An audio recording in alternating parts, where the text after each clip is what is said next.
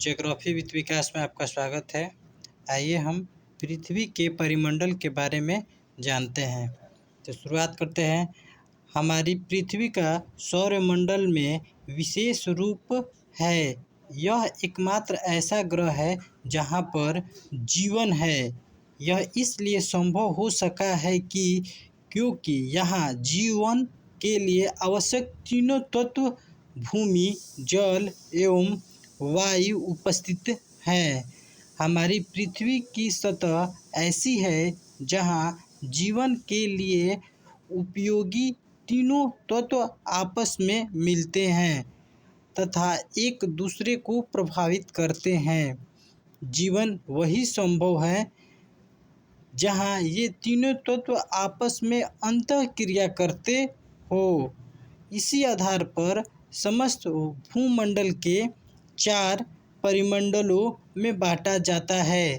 पृथ्वी का ठोस भाग जहाँ हम रहते हैं स्थल मंडल, यहाँ पर देख लीजिए ये दिखाया गया है जो कि यह स्थल मंडल है।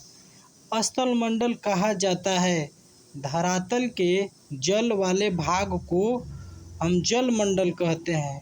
पृथ्वी पर जल, ठोस, द्रव एवं गैस तीनों रूपों में पाया जाता है। पृथ्वी के चारों ओर से घेरे हुए वायु के आवरण को वायुमंडल कहते हैं।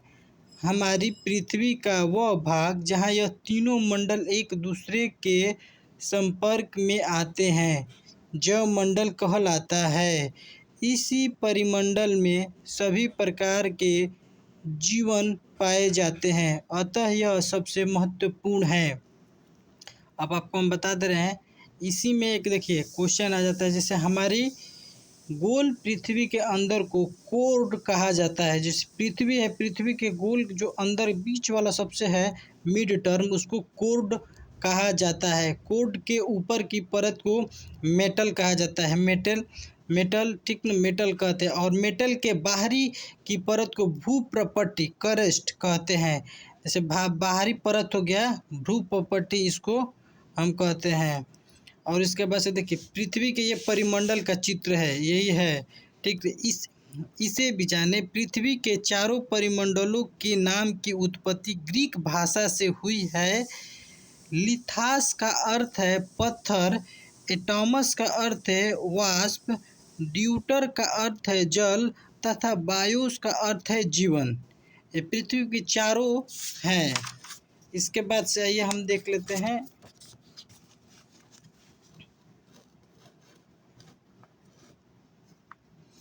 स्थल मंडल। ठीक है, स्थल मंडल हो गया, महाद्वीप हो गया ठीक ना। एशिया, जैसे एशिया महाद्वीप जैसे पृथ्वी में जो पाई जाती है जो देश महादेश सभी इसी में है। तो आइए स्थल मंडल के बारे में जान लेते हैं। पृथ्वी के ठोस भाग को स्थल मंडल कहते हैं।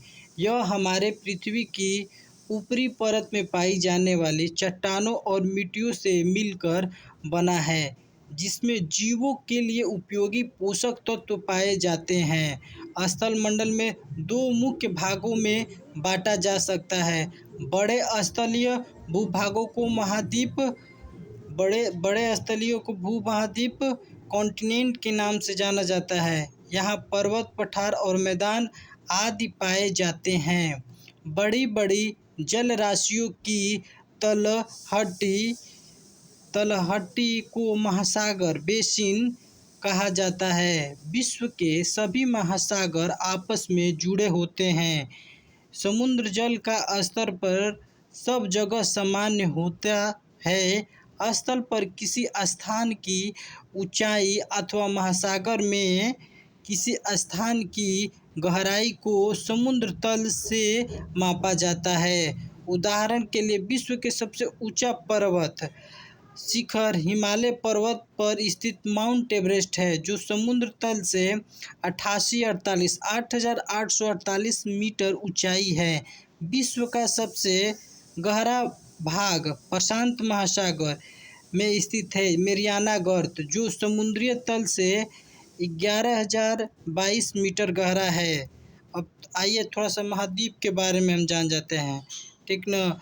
जो पृथ्वी पर स्थित विशाल भूखंडों को महाद्वीप कहा जाता है। जैसे महाद्वीप कोई पूछ दिया तो आप बोलेंगे कि पृथ्वी पर स्थित विशाल भूखंडों को महाद्वीप कहा जाता है। इनकी संख्या 7 है। 7 है, जैसे एशिया, यूरोप, अफ्रीका, उत्तरी अमेरिका, दक्षिणी अमेरिका, ऑस्ट्रेलिया एवं अंटार्कटिका। तो आइए हम इस अंटार्कटिका स्थल भाग का अधिकांश हिस्सा उत्तरी गोलार्ध में स्थित है। स्थल मतलब भूमि, जैसे जमीन उमीन। स्थल भाग का अधिकांश हिस्सा उत्तरी गोलार्ध में स्थित है। तो आइए हम इसको एक पर मैप से हम देख लेते हैं।